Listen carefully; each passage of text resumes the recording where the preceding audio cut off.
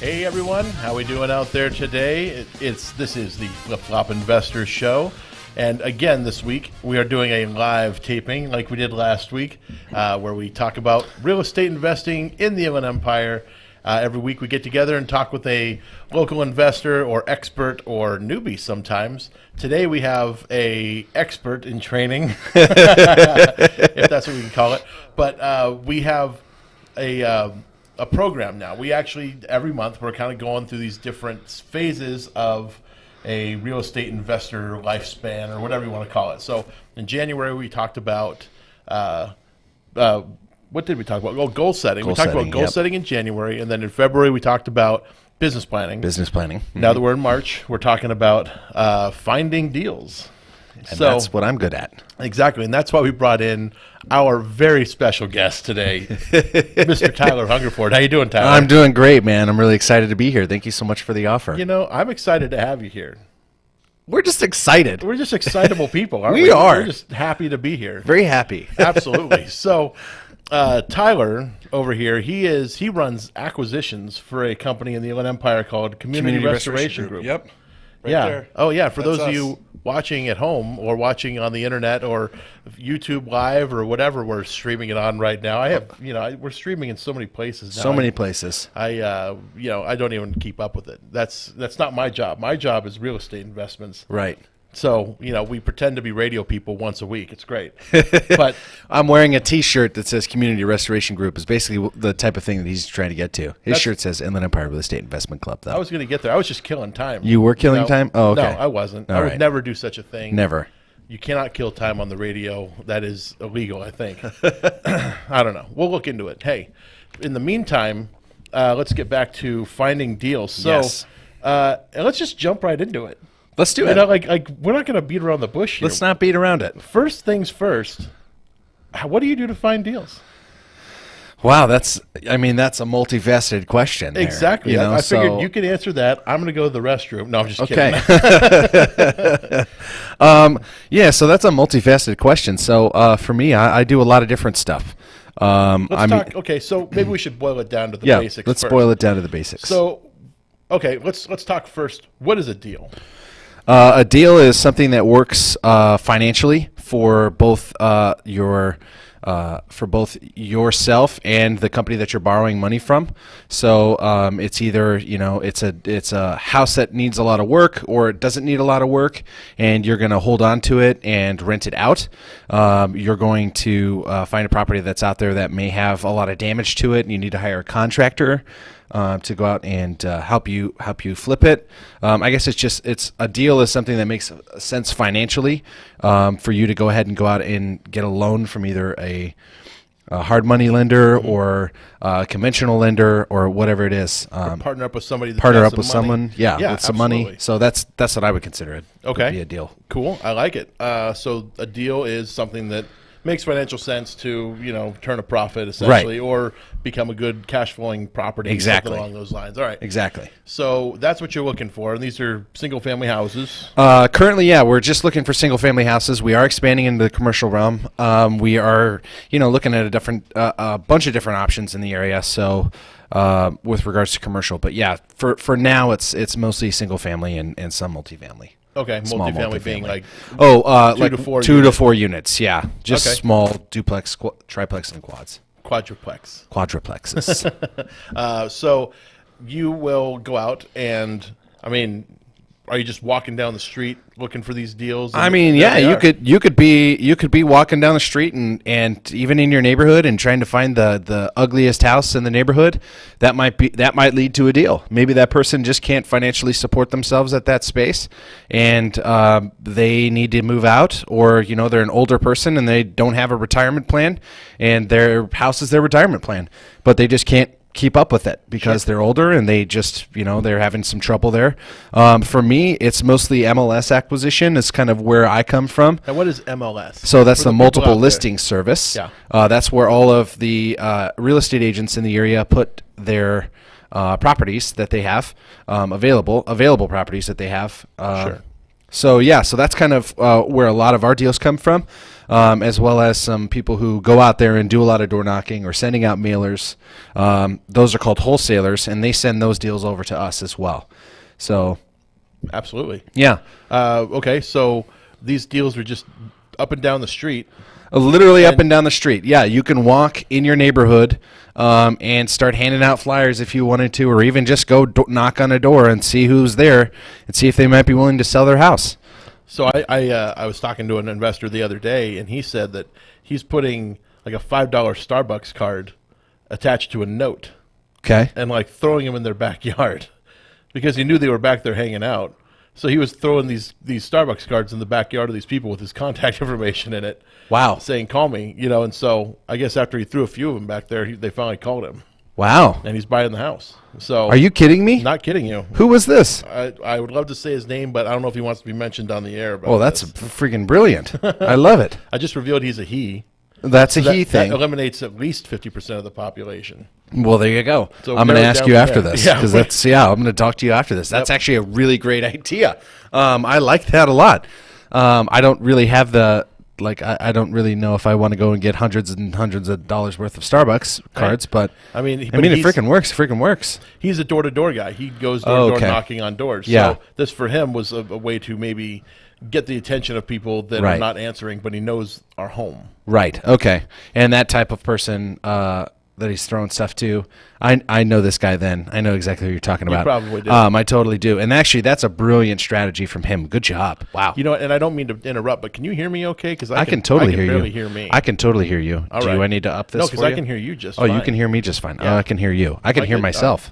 Hey, we got our board up saying we're good. Okay, Thanks, we're Carlos. good. Thank you, Carlos. Appreciate you, man. Anyway, so back to the real estate. Yes, I love it. Yeah. What is that again? No, I'm just kidding. No, real estate deals are also found. I mean, walking neighborhoods is a very That's a basic way to do it, and I feel there's Sure. there's people that, like the guy we're just talking about, he does really well off of that. Yeah. But he does do a lot of research before he's going out there and actually doing the door knocking. He's finding out, whether the person has equity in the home. He's really, while he is walking out there, he's doing a lot of background information on each home. Sure. And so he's really setting himself up for success.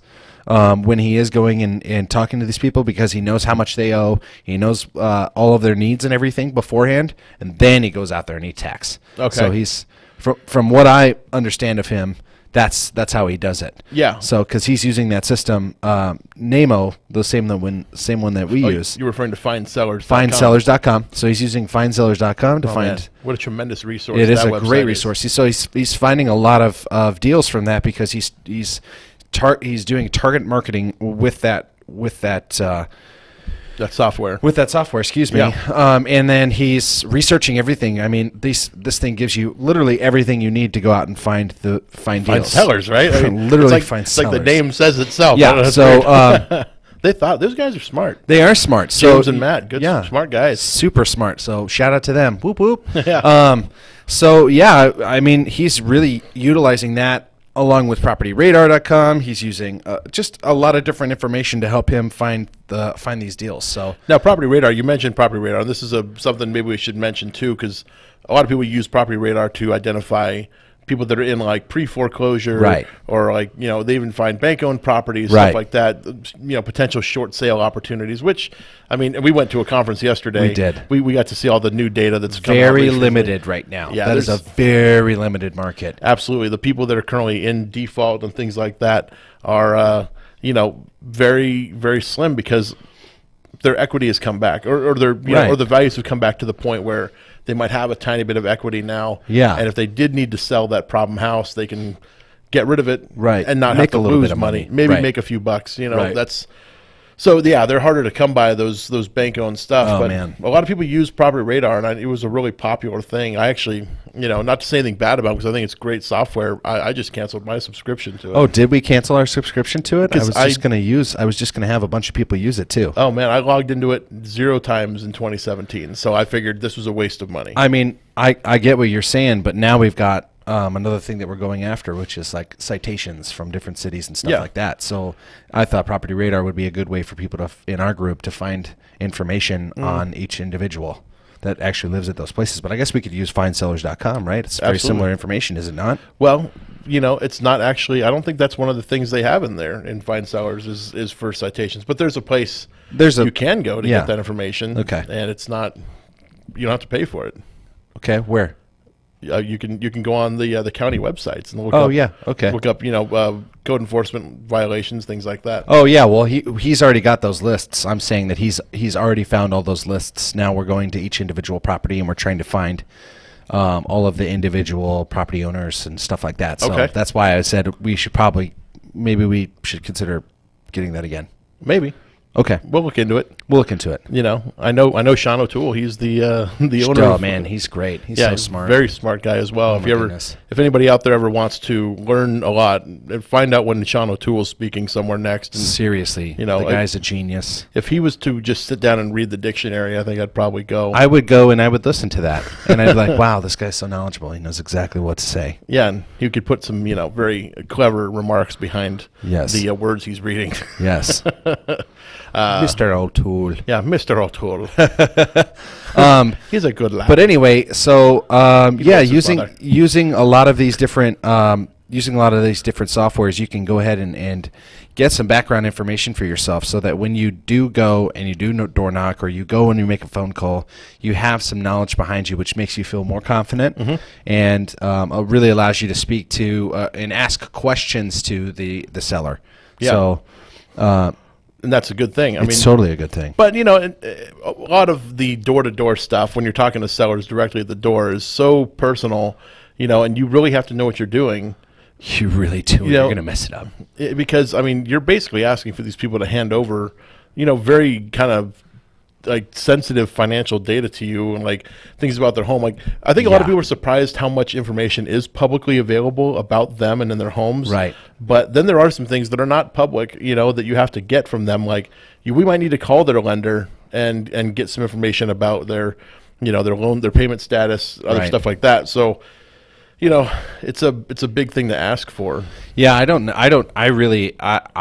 think I would ever do the door knocking type of thing. That would not be a strategy that would probably work for someone like me. I've never personally done it myself, so I tried to do it with some other. I've tried to do it before, and it led to nothing for me. And I went to the neighbors around the person, and I went to everyone around it. Didn't get any phone numbers, nothing.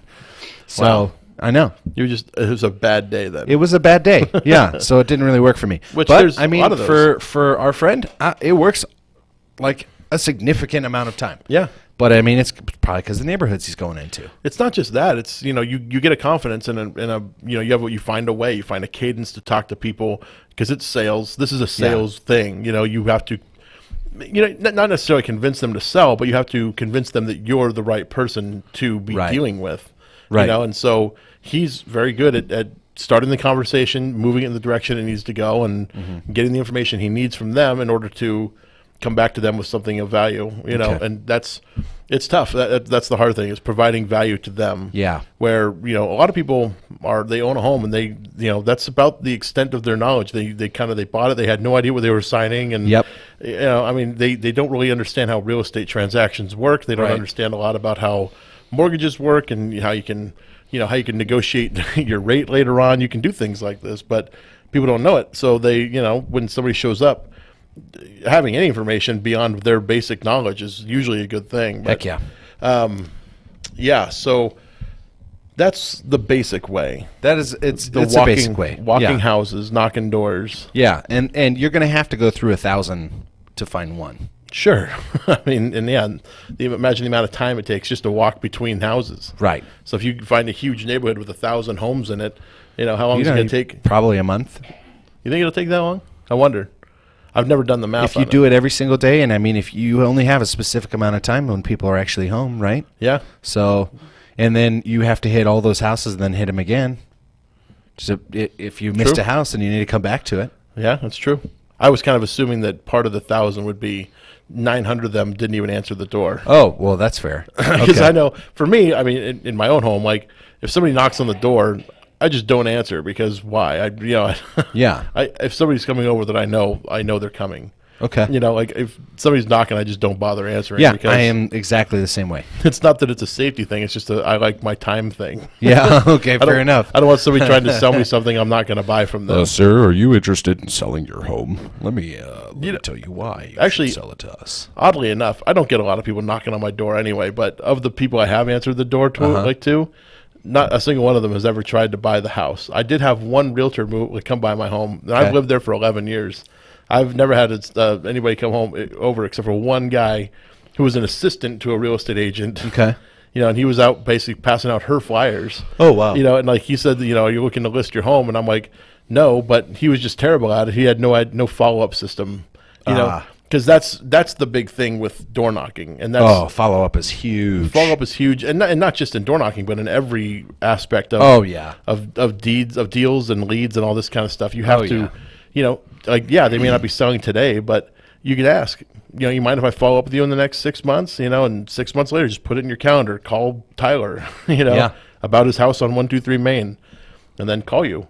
And if you answer, you say, hey, remember me? I'm Todd. We talked about 6 months ago about, you know, selling your home, just checking to see how things are going, you know, if you're looking to sell or not. Yep. And, you know, you'll find deals that way.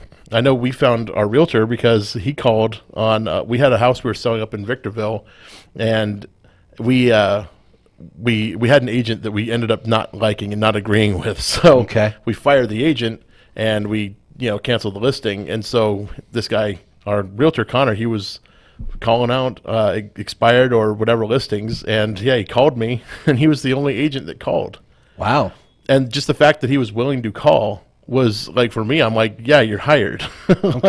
And he's a great agent. He is one of our best people on the team, you know. So, you know, we love Connor, but it's because he had that thing to just do what everybody else wasn't doing, which is calling expired listings. Yeah, I know a bunch of people that still do that though. What's funny because, I mean, he was the only one that called. I got letters in the mail from other agents. That's what they do is they mail. Yeah, it's stupid. That's lazy. I got the letters after I'd already signed a listing agreement with Connor. Wow. So sending a mail piece to me was a waste of your money. Yeah. Because I had a guy call me first. Yeah. And he got the deal that day. Wow. Like he called, I was like, "You're hired." Yeah, that's a thing to think about. Maybe we should be doing that too. We should. Yeah, well, I mean, if we were trying to get listings, I mean, any real estate agent out there that's trying to like find listings, call those expired listings. Call them. Don't send a piece of mail. Right. You know, you can maybe show up. That might be another way to do it. Actually, knock on their door. And that's not. Say, hey, that's not a bad way. I mean, because you know, you may not have the phone number. Right. But ours was easy because we're a business, and you know, he was smart and said, okay, expired listing. Who's the owner? And then found out owner's phone number. I mean, it was pretty easy for him to do. That's why skip tracing is so important. That's why I really like Property Radar, because it does have some of that information for you too. Yeah, some, but yeah, you know, a lot of times you just have to do your own research. But right. in our case, because it's a business that owns it, he just looked up the business, and there's our phone number. Of course, we're gonna have our number listed. So right, yeah, so that was easy for him. Cool. Calling like people might be a little more difficult. Sometimes their information is a little more tricky to find. Yeah, I find that difficult. So, but that's part of it. I mean, that's part of the deal. And you know, we use some skip tracing software called Intellius. We have Intellius? Yeah, you didn't know that? I didn't know that. You should know that.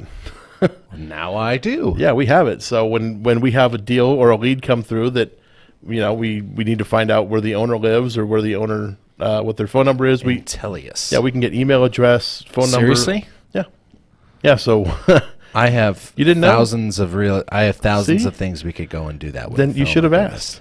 I've been thinking about it for a while. Like, hey, can we go and buy? Okay, well now I know. Okay, so Guy, you're going to be really happy about that one. There you go, bud. Wow, that's terrific. Yeah, yeah. So skip tracing, beautiful. Skip tracing is great. Well, it's used in so many different areas. I mean, I think the first time most people have ever heard of skip tracing was on like Dog the Bounty Hunter. Yeah.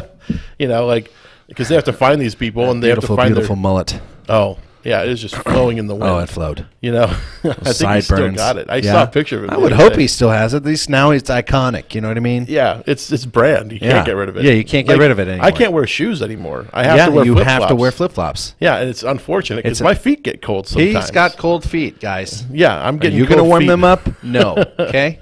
Yeah, sometimes I'm looking at property in the mountains, and there's snow up there right now. Yeah. And I got flip-flops on. And then we stopped doing that because there's snow up there. Yeah, we realized we don't know what to do with snow. We're Southern California boys. Yeah. Yeah, what do you do with that stuff? It's Yeah. cold. It's cold. It's bad. It does not help with construction. No. No. If you don't seal your deck properly, you're going to have a really poor-looking deck right You're after the snow gonna have melts. a bad time.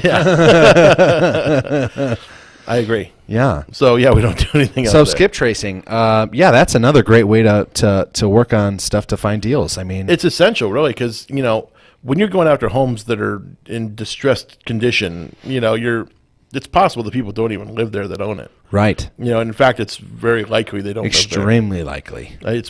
I'd say it's rare when we actually find that the owner lives there, Yeah, when they're really bad. So, yeah, trying to find the owner, track down whoever they are, yeah. you got to get good at skip tracing. So I have a guy that's got a list of abandoned homes from the city of Ontario, Okay. and this is going to be great for him to be able to go on there and do some research and find all these Yeah. all these people that own these homes. That's great. Absolutely. And even just a basic skip trace will Yeah. at least yield an old phone number or something. Yeah, something he can tangibly call and see if he can leave a number or Yeah. send a piece of mail, something. You remember these old, like the old landline phones you'd call and it would get that weird message and it says, you've called a number that is no longer in service. Remember that thing? Yes. Well, sometimes they'd say after that, they'd say their new number is, and then Oh, dang, really? And because sometimes they have a forwarding number and you get the wow. new number somehow. Yeah, that's happened a couple times. And nobody knew the new phone number, nobody bothered calling. So, Wow. yeah, deals happen just because you're willing to do what everybody else isn't. Yeah, and that's the thing. Yeah, that's 100% true. And it seems like, realtors, investors, they're lazy. Like they're trying to do the easy thing now. Like, what annoys me is when a realtor texts me, I don't know why. Yeah. And like email, like stuff like that. Like if you're going to email me and ask for stuff like that, like, hey, can I buy your house? Like send me an email. I just don't bother. You know what? And I saw that a lot on my emails that I send out to real estate agents. Mm-hmm. I do an email campaign every once in a while, or I was doing it very consistently last year. But now my job is not to find deals; it's to find people who find deals. Yeah. So it's a little bit different, but Sure. that's one of the strategies that I teach them is using an email campaign on the MLS and downloading and exporting stuff. And it works. It does work. You get a lot of phone calls that way. If you want to be out there making phone calls, getting in people's lists, like, investor lists, things like that, that's Yep. important. It is a great way a great tool. But imagine if instead you called each one of those agents individually. Exactly. You'd yield a much higher result. You would. I guarantee it. Yeah, you would. So, it's something where But- with the right team, you might be able to employ them to do stuff like that. Right. Where every day people are just on the phones. Right. And I think, we've got a couple people that are coming in that are really interested in doing something like that. So, Yeah. yeah. So I'm hiring people who are looking to do that. That's To going to take be that. great. It is going to be great. No, So- we got a lot of good people coming in. So deal finding. Deal finding. Going back a little bit. Yeah, let's take it back. Let's take it back. Let's take it back. Let's take it back. Way back. Do we have any way back music? No. Yeah, he's looking. He's like, yeah, I think we do. Yeah, if only we were serious. Yeah. We're never serious. He's like, why are you looking at me?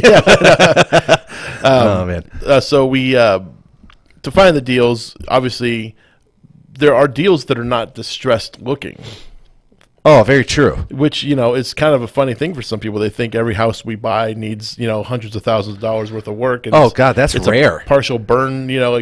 Like yeah, we do those types of deals, but very often it's not the home that's so bad. It's actually just the owner has a situation they need to get out of right now. Right. And sometimes it is something like a foreclosure situation, Right. Which does happen. Or someone's looking to retire and they don't have money, or they're looking for a new home and they're like, well, I'm looking to get into a retirement community and I really don't have the money to be able to do that. But if I sell my house, I can. Yeah. Yeah, exactly. I mean, there's a lot of different ways a non-distressed home would sell Probate? to us. Yeah, probate is actually one of those situations that Hugely. I mean, Yeah. we bought a pretty good number of homes that were in some form or fashion going through the probate, Right. whatever you call it, probate process. Yeah, Yeah, process, yeah. Yeah, where these kids have inherited the property, mom or dad died or both, and the kids are one's in Ohio and one's in New York or something, and they're like, I have no ability to deal with this home. Yep. I can't fly out to California Yep. and deal with it. And maybe it was their childhood home or something. And, you know, like we had just bought one. The owner had passed, and his son lived in Switzerland. Yes. You know, and the son's like, I'm just not going to be able to make it out. Like they came out right before we closed escrow and took a bunch of stuff out of the home. He didn't even come out. His wife came out, and Yeah. she had a moving company come through. No, his wife didn't even show up. They had a friend show up Yeah. for them and took out all the furniture. That's what which it was. We actually really wanted that furniture. Yeah, it was some so cool. Some of it was. There was some cool stuff. But they left a lot of stuff behind They for really us. did. You know, They and really did. Books and, you know, some furniture. There was an adjustable bed in there. Like, Yeah, like I got some stuff from my house. I got a bookcase. I got some shelving. I got a bunch of crystal stemware, or not that's crystal right. stemware, but crystal glasses and stuff. I got some nice stuff from that. It's all crystal. It's Really? beautiful. It's beautiful cups. Yeah. Really? Oh yeah. No, they're great. So I didn't go in there and, like, you know, ding every glass with my fingernail. I didn't. I did. You did, Yep. huh? Wow. And they were all crystal. Yep. Ding, ding, ding. Well, I'm sure you're going to send us a check for those things. You I took will out of not. that. Yeah, yeah. Well, thank you for that. You're welcome. Happy Thank to you help. very much. You're welcome. But yeah, they were in. It was the parents had passed, and, you know, now the kid's trying to deal with this property. And it was funny. They, on the realtor's advice, put a new roof on prior to, and we're like, I wish you wouldn't have done that, because that's not the style of home. It's not the style of roof that we need to have on this home. Right. So we actually are going to have to tear off a brand new roof. Kind of sucks, isn't it? Kind of, just because you think, man, I mean, what a waste of money that was. Yeah. So, but hey, whatever. Yeah, what are you gonna do? We got to do what we got to do for the aesthetic of the home, though, Exactly. and you know, make it some beautiful homes again. Yeah, some homes need a certain look. This one's a mid-century home. Yeah. We're giving it that new modern flair, and it's gonna be huge when it's all Huge, done. so dope. It's gonna be the dopest dope. Is that Dopest dope. okay? Anyway, so yeah, we're gonna do that with that home. It was a probate thing, and where was I going with that? I don't know. You said something about deal finding, and there are other ways to find we were stuff talking that's about- non-distressed. That's right. We're talking about stuff where the owner was distressed yes, rather than the property rather itself. than the property. Yeah. And so identifying those, you know, these are the situations where it's usually a situational thing. Yes. Somebody lost a job, somebody died, somebody's getting divorced. Those are the common things. These are life events. And those are probably the most difficult properties to go after, and that's why they're so quick to they're such good deals for us. Yeah. Because they're difficult. They're difficult, and, you know, oftentimes you're dealing with personalities in these Right. things, which can sometimes, especially in divorce type cases, Right. you know, where you're dealing with a husband and wife, and sometimes you really have to play like ringleader, like, you know, hey, you know, I'll tell you what, you can come to the house on Wednesday, you can come to the house on Thursday, Right. you know, and pick out your stuff and take it out of here. Like, you have to sort of, it's kind of tough sometimes depending on the situation. Totally. And then on top of that, too, when you have people who, you know, it's their parents' house and you're sitting there walking through with them, telling them all the things that you're going to do to the house to make it beautiful again. And you can just tell how much that means to them. Sometimes, yeah. Yeah. I remember there was a home we walked in Pasadena. Yep. Where it was actually exactly what I was thinking That was of. the one you're thinking of. Yeah. Yeah. The kids this was their family home. Yep. It was a matriarchal home where all the grandkids, all the cousins. This is where they all congregated for all the holidays, and they wanted us to preserve their family's legacy. You know, but at the same time, we're like, yeah, but we also need it to be permittable and, you know, Yeah. not kind of scary inside. It's So very scary inside. yeah, well, it's scary because some of the construction work they had done in there, they'd built this weird mezzanine level in between two floors. It was it was kind of strange. kooky, but It was kind of kooky. it was kind of kooky, but it was a fun house. I mean, it was a fun house to go in. It was and a look fun and house, wasn't it? It was a fun house. There was a bridge. There was a bridge inside. yeah.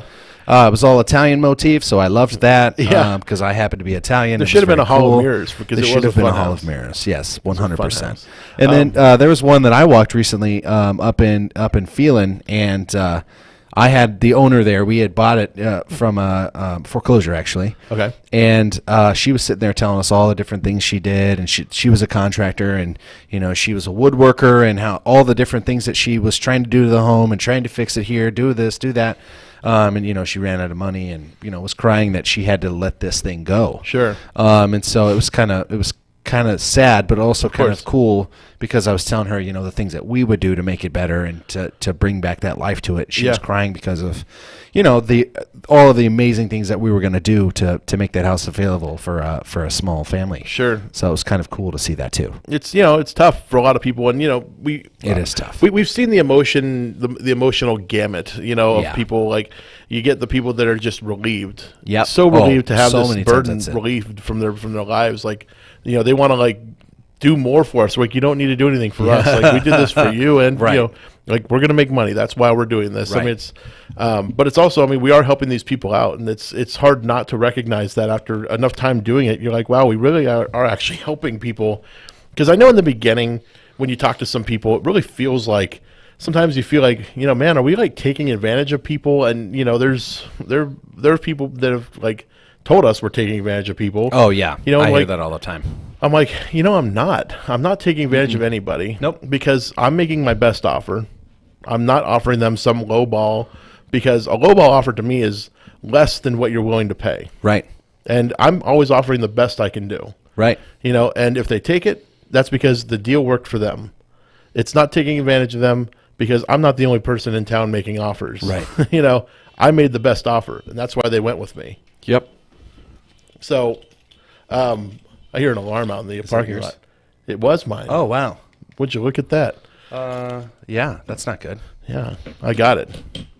It was my. I think I was sitting on the. I was sitting on the keys. Okay. Funny, that yeah. Happens. Yeah, and you did just adjust, so that was probably it. That was it. I had a lady out in Chino Hills recently. We just did a property out there, just purchased a property out there, and she said how much of a relief it was for us to come in and purchase the property, because her boyfriend, living there, was kind of a hoarder, had a bunch of stuff everywhere, and she was super relieved at the fact that we were coming in and buying it. And she's like, I'm in the real estate business. You're going to sell this thing for about $500,000, aren't you? And I said, yep, that's exactly what we're going to sell it for. She's like, okay, great, that sounds good. You guys got to build a profit in this thing. Yeah. She was actually happy that we were buying the house at the price that we did. We closed the transaction just like we said we would. And they're going to, the relief for them, and we find this with a lot of hoarders, is that they have so much stuff in the house that even just the thought of digging into it and starting to go through all this stuff and getting and throwing things away is just, it's an emotional, very difficult experience. 100%. It'll be hard for them to do. But when they're able to just walk away and leave it all behind and we take care of it, it's a huge relief for them. Totally. It's like at the beginning of the year, anything I didn't respond to in my inbox, and I think I had 200 and something unresponded to emails. Wow. I just deleted them. Wow. And it was a huge relief to me. It felt good, huh? Because I'm like, what, if it's that important, they'll get back to me. That's true. And, not that, the thing that you left in your house is ever going to come back to you, but, it's like, do you really need that stuff? Right. And I think people, like the hoarders, they kind of get this mentality that this thing is to be cherished and to be held on to, but you always hear you can't take it with you. No, you can't. You got to focus on the things in your life you do want to focus on. And, right. An old newspaper clipping, from when you were mentioned in the newspaper for something, I don't know, is it really, is that going to alter your life in the future? Right. It's, I don't know. Some people get very emotional about things. Yeah, my grandpa used to do that. He used to send me stuff. He would just send you things. Yeah, send me clippings of stuff that it was he thought interesting would be article. Interesting to me. Yeah, exactly. Which was thoughtful. I thought that was very thoughtful of him. Absolutely. But I didn't necessarily read them all the time. Oh, that's terrible. Oh yeah, I'm a terrible grandson. I know. Terrible grandson. I feel off grandson. about it. But what's funny is we talk about how much this is relief, or how difficult it is for people to go through these the house hoarding things. This one up in Chino, the guy actually had a heart attack during our transaction. Because he was trying to move some stuff. Because he was trying to move some stuff. He couldn't. He was overexerting himself. He literally had a heart attack from it. Yeah, I'm glad he's fine. We actually talked about this last week on the radio. So for those loyal listeners that tuned in and heard this, thank you, Danny, for tuning in. Thank you, Danny. Week after week. You're the man. Yeah, and all the other good folks that listen in, that tell us they listen in every week. We appreciate you too. Yes, absolutely. But Danny's the only one that's told me he listens every week. See, there you go. You're the man, Danny. I'm just kidding. There's plenty of good, there's loyal listeners. There's a good lot of love. We are the #1 show on KCAA. Are we really? As far as I'm concerned, we are. Oh, there you go. I don't know I haven't seen the actual numbers. Number one. I haven't seen the numbers. Yeah, I don't. But I actually do not know. Pretty sure we're number one. Okay, I just feel good because about that. I feel really good I about feel that. really good about that. That's awesome.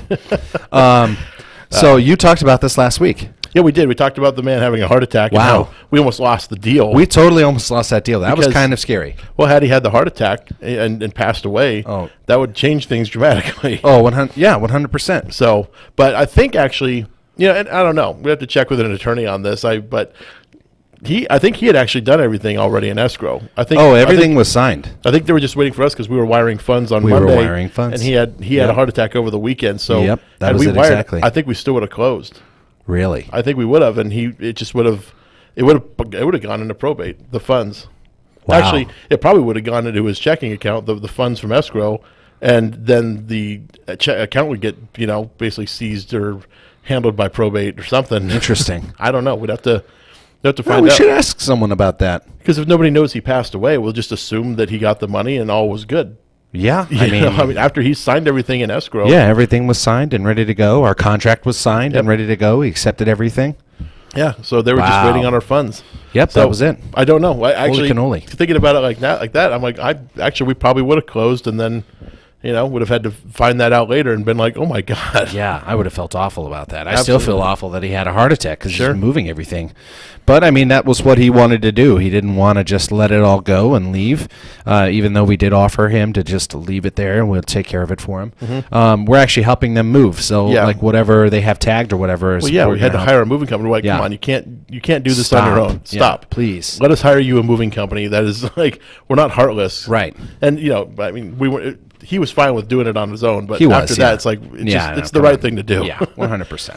So, but yeah, that deal. How did you find that deal anyway? I actually had a wholesaler bring that to me. No kidding. And you know what? I don't even remember how I met that wholesaler, and he said he found me on Bigger Pockets, but I don't know how that's possible. Anyways, yeah, I met with a wholesaler, and my original offer, was $10,000 more than what we ended up buying it for. But Well, I think we looked at the numbers. we looked at the numbers, yeah. It was the rehab. That's what it was. Yeah. I think the rehab ended up needing more attention than we thought. Yeah. So we had to drop the price because we're like, man, this thing's uglier than we thought it was. Well, that and they were having some issues with the homeowner's girlfriend. She, having come from real estate, she knew exactly what these guys were doing, and she was calling them out on all their stuff. And they got to the point where they were like, "Well, we've got this troublesome landlord or this troublesome situation. Like, we're just going to give it to them." Right. So they just literally gave us the deal. And that was nice of them. Very nice of them. I don't know why they did that. I was going to offer them a joint venture, but now I'm going to let them know after this, like, hey guys, we do joint ventures. Like, you should not be giving these away. Yeah, definitely not. Why don't we do some of these together? See I where agree. we're at. I agree. So I'm going to broach that with them the next time I see them. Terrific. But that's another way to find deals. Oh, it's a great way to find deals. yeah, I mean, wholesalers are great. well, not just wholesalers. You're talking about networking in general. Oh, networking's wonderful. Because- I actually think I met them at the Inland Empire Real Estate Investment Club. I think probably that did. yeah, I probably did. I gave them my card. I said, "Put me on your list." All that kind of stuff. I'm pretty sure that's exactly how I found him. Most of the best investors I know are members of the Inland Empire Real Estate You know what? Investment And why Club. wouldn't you be? Why wouldn't you be? What would take away your ability to find people who are knowledgeable about stuff, who also have a passion for what you do, who also love real estate and who love to teach? Like, why wouldn't you want to be in that environment? If you want to get in part of the real estate community, you need to join a group like this. It's absolutely. essential Not to your just- success. Not just a group like the Inland Empire Real Estate Investment But Club. literally our group. You need to should join come out. the It's Inland Empire fun. Real Estate Investment Club. And Like- actually, I don't know if I told you this, but What's up? Meetup.com today just sent us an email. They invited me to go out to New York to attend a thing. They're paying for all my expenses. Are you kidding me? Because we're one of the fastest growing meetups on Meetup. Are you kidding me, I'm not Todd? kidding. I'm not kidding. That's exciting. Give me I a know, high five, I know. brother. Woo! Woo! Yeah, no, they. Oh they my God, sent an email, dude. and I'm like, wow, what a crazy thing. So there's only 150 meetup organizers that are going to be Wow. at this thing. So you and Steven are going to go. Right now, it's just me because I'm technically the organizer of Oh, it. okay. But Steve should go because he is also the co-organizer and very Yeah, much come a on. big deal. And Yes. he. I mean, we built it together. I Oh, am yeah. not alone in this endeavor No, by any definitely means. not. So, yeah, we sent him a thing saying, "Hey, do you mind if Steven comes along?" It would be kind of funny if he'd say no, but Hey, I mean, I'll still bring him to New York with yeah. me. Would you like just pay for everything for him then, Yeah, and since I'll they're just- paying for you? Yeah, and I'll sneak him in places. You know. Oh, there you go. I'll Yeah, just it's back door. But, like, I need to go. Back door. I need to go outside and have a smoke real fast, and then Yeah, get him. yeah, in. yeah. Oh, for sure. Yeah, When is this? April sometime. Oh, that's awesome. Yeah, it's gonna be great. So I've never been to New York, so this is gonna be fun. Hey, that's I going to know. be so New cool. York! You know, I love New York. I've been there one time. You got to go to Little Italy, please. Little Italy. Little Italy. It's a mouthful, but you Yeah. got to go. Okay, what am I gonna do in Little You're Italy? going to go and you're going to get some cannolis. Cannolis. You're going to have some spaghetti, Okay. the best of your life. All right. Okay, and you just walk around. They talk everybody in front. There's like they got a whole lot. I don't know if they still have the mafia over there, but there's some guys out front of these places, Yeah. and they can't call you and stuff. It's awesome. It's a great thing. They can't call the guys. They even can't call the guys. Mostly the girls Wow. though. You should bring some girls. This with is you. the 21st century. Of Yeah. course, they're cat calling. Yeah, they're guys totally also. catcalling. Yeah, it's equal opportunity. Guys. Right. It's not just the all women about getting cat equality. called. Nobody ever cat calls. Me. Yeah, but they're no. Well, they will. They will will. do that. Yeah, if you want to feel good about yourself, go to Little Italy. Oh man, that's a raving. Yeah, it's a review raving there. review.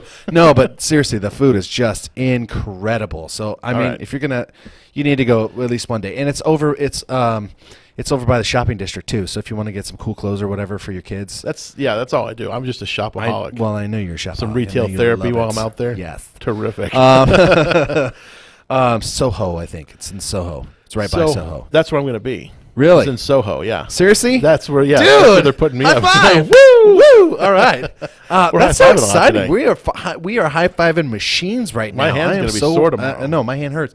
That last one was good, but no, I'm so happy for you, man. That's exciting, dude. Yeah, I didn't but- even know that. So for all the folks out there that might think, all right, the Inland Empire Real Estate Investment Co. This is just something that these No, guys created. And we only did it because we want to make money and all that. It's No, not not that. even a little bit. The reason I got invited to this is because of our community that we've built. We have a no sales environment, and that's I think what a lot of people value about the club Yes. most is that we don't try to sell you anything. I literally have nothing to sell. Yep. Just come to the club. Let's do some deals together. I don't care if we do or don't. Just come, meet people, learn, and let's do some stuff. It's fun. At the end of the day, we have a good time. We totally do. We just did a economic development economic forecast forecasting thing yesterday. Yeah, we sponsored that. We sponsored that event. That was so cool. We was- went out there. We went in our bus. Yeah. And we had mimosas and Bloody Marys and hung out and did like a parking lot party. Had a did. bunch of our investors come through. Yeah, we did a lot of our tailgate. friends. Like we did a tailgate for this thing. It was awesome. Yeah. And For we those just, of you that actually, I should probably mention it because it's such a great event. The Coldwell Banker Town and Country, they're a realtor, they're a real estate brokerage out of Moreno Valley and Upland and a couple other places. He's got 4 offices. Matt's Martin, he's got 4 offices. The Coldwell Banker Town and Country puts on this annual real estate forecasting event. Yes. And he brings out some of the best speakers, in the area, like Bruce Norris came out and John Chris. Husing. John Husing, who's a local economist, Yep. and Christopher Thornburg from Yep. Beacon Economics, also a local forecaster, and the one that runs the UCR School of Business. yes, so cool. What do they call that? The Department for Real Estate for Economic Forecasting Yep. or something like that. Christopher Thornburg, if you've never heard him speak, You is need just to. yeah, this guy. Just he's next level. He makes you feel good about. Well, he may make you feel good or may make you feel bad about what the economy's going through. But Right now, he'll make you feel good about he it. will make you feel very good. He's extremely knowledgeable about Very. everything Inland Empire. Yeah, he's- actually everything U.S. Every time I see him speak, I just feel like I'm stupid. Yep, 100%. Man, I got in the wrong business. I know, man. Dr. Christopher Thornburg. Yes, Sorry, doctor. Sorry, sir. But it was a great event, and I was on a panel up there. I was on a panel, and Stephen. Yes, you were. Stephen did a presentation also on So cool. on our new charting method we're going to be using called the Firm method. So Really? he demonstrated basically how to determine what market cycle we're in and how much runway we got left. So like people always ask us like, are we in a real estate bubble right now? No, we're not in a real estate bubble. No. But people ask, and you got to be able to back it up with data. Yes, that's true, and especially being an organizer of a real estate investment group, that type of stuff is vital for you to be seen as a knowledgeable person in the area. I mean, that's exactly why you took on that leadership role, because you wanted that. Sure. So I think it's so cool that you guys have been able to go from 3 or 4 people back in 2015. 2014. Excuse me, 2014, September of 2014. Yep. You invited me to the very first one. Yes, we did. And you shunned us. And then. I did. I shunned him then. You were a stupid. big time guy over at the Chamber of Commerce. I was dumb. So and I wasn't big time. Yes, you were. No way. I just know a lot of people. That's the only thing. That's my claim to fame. I know people. No, you invited me to the first one, and the fact that it's grown from like 3 or 4 people to now over 3,000. What are we at? It's 3,600. 3,500 people, yeah. 3,500 people on this meetup page. It went from 3. I mean, like, that's incredibly good. It was all done organically, too. Absolutely. They didn't send anything out. No. They didn't try and sell anything. Nothing. This was all done just using Google and people who are just trying to find someone, a quality program that they can come and be a part of that will allow them the opportunity to network with people who have deals. I can't tell you how many people have come to our meeting and gotten deals from it. This guy, Jim Keller, he gets deals from it literally every time he comes. He does. Every time he comes, he gets a deal. Yeah. Yeah, because there people come, and they, some of these people might have gone to those expensive seminars, those things put on by, I remember like the Rich Dad Poor Dad were doing them, or like the people on TV, Christina and Tarek, like they have their little programs that you go out. You go to the Riverside Convention Center, the Ontario Convention Center, and you get to sit through a whole day of real estate education, as they like to call it. Yeah, but it's really just an upsell education. Oh, totally. It's a pitch fest. They're trying to sell you a very expensive real estate program. Very expensive. These mentor programs they offer, I've heard, can range anywhere from $40,000 to $90,000. Holy cannoli! And people pay them, and I'm like, my God, if you had $40,000, I mean, $40,000 gives you a significant leg up as a real estate investor. Come invest that with us. We will turn around and give you a 15% annualized. Tyler, I should probably mention right now, we are not selling securities on the air. We are definitely not doing anything like that. Don't come give us your money. I don't want it. Apologies. You need to talk to your financial advisors, because we do not sell securities by any means. Do not at all sell securities. Sorry about that, Todd. So, we do not do that.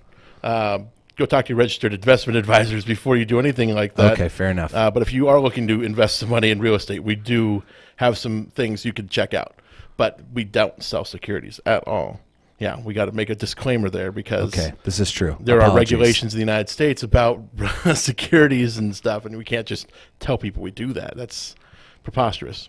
Yeah, we are exempt from securities regulation. Okay, I just put my foot in my mouth, and I would like to remove that. Apologies. Yeah, but even so, $40,000 goes a long way. It totally would. Because a lot of people need to work with a hard money lender when they first get into a deal. That's true. It would go a long way with that. You need a down payment with a hard money lender, and you're going to need the money for the rehab work. Yeah. So, if you need the $10,000 for a down payment and then the $30,000 or a bridge loan. Because bridge loans, they still only give you, 90%? Yeah, it's very rare for a new person to be able to get 100% financing on a purchase. Right. 100% for the purchase, 100% for the rehab. Very, very. I don't know I wouldn't even be able to tell you who would do that right now. Yeah. We're about the only good thing for those people that are new, because we have our JV program. Yeah, we do a joint venture, which is kind of nice because it helps people get through the whole deal and get an understanding of what the whole process is. Yeah.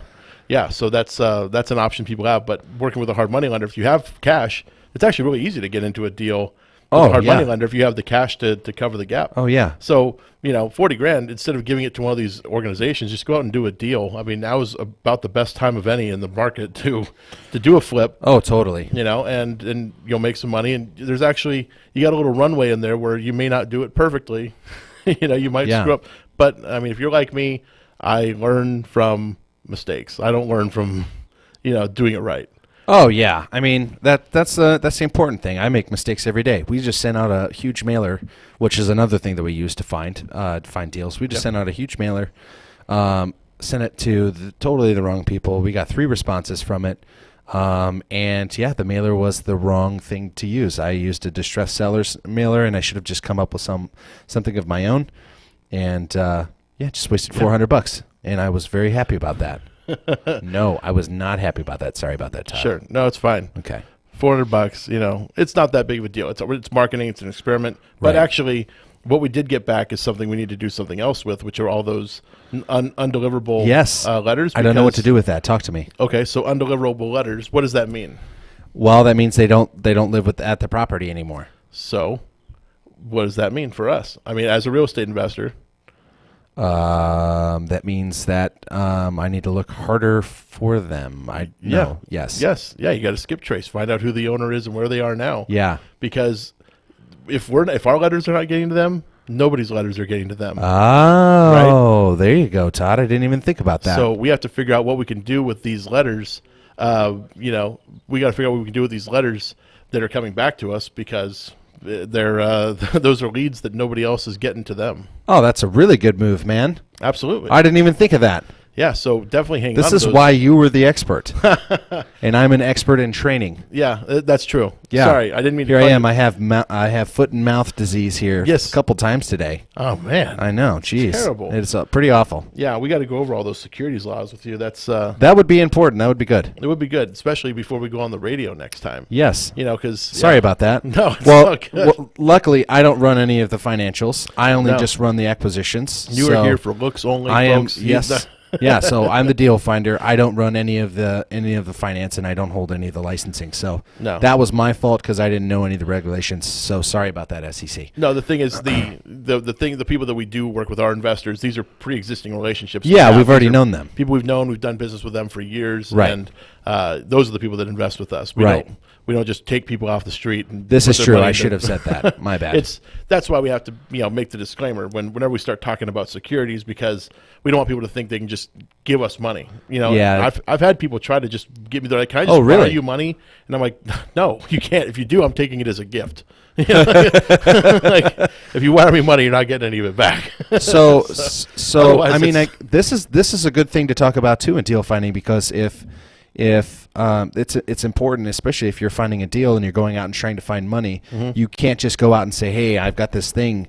Come give me money for it." That's Right? that's another conversation as it pertains to securities regulation. Okay. Because I mean, if what we're trying to get going in the United States is entrepreneurial activity, Right. I mean, and right now the only way most people understand how to invest money is through the stock market, Right. through their stockbroker, which they typically charge pretty good sized fees, Right. in order to work with a stockbroker. And not going to say anything bad about them charging fees. It's not like they shouldn't get paid for what they Yeah, do. they totally should get paid for what they do. But most people don't even know about real estate as an investment. They hear about the stock market, they hear about mutual funds, Yeah. and that's the only things they can invest in their 401ks, their IRAs, their SEPs, all those Right. different retirement accounts they have. And it's almost as if the people up in Wall Street did something to Oh. make sure that was done. absolutely. I mean, Interesting. a real estate investment is considered an alternative investment. Really? I don't understand how this could I be don't get considered that an either. alternative investment. Yeah. Only because, we're the bad guy. So, Interesting. to them, because you can put large sums of money into real estate. But the funny thing is, some of these larger, real estate investment trusts, things like that, what are they doing? They're buying real estate. Yeah. Apartment buildings, skyscrapers, stuff like that. So, real estate is an investment. Totally. And I don't understand why it's an alternative investment. Yeah, I don't get it And, either. for people that want to invest money that they have in an IRA, they can do it. They just have to self-direct their IRAs. Ah, okay. So, and that's, we only got like a minute left, so we don't have much time to go into No, we really self-directing. don't. But anyway, so yeah, sorry for all the foot and mouth stuff. Don't worry about that. I appreciate it. I was just going to throw in one last nugget Okay, for the do people it. listening about the self-directing IRAs. That's something that if you are interested in investing IRA money in real estate, you should definitely look into that. Get in touch with a financial planner or talk to your accountant about self-directing an IRA, because there are quite a few benefits investing within that Okay. that vehicle. Because if you're like in a Roth IRA, for example, you don't have to pay taxes on the gain, which is huge if you're trying to save money on taxes. Yeah. So, but we are just about out of time. So I want to remind everybody to come check out the Inland Empire Real Estate Investment Club.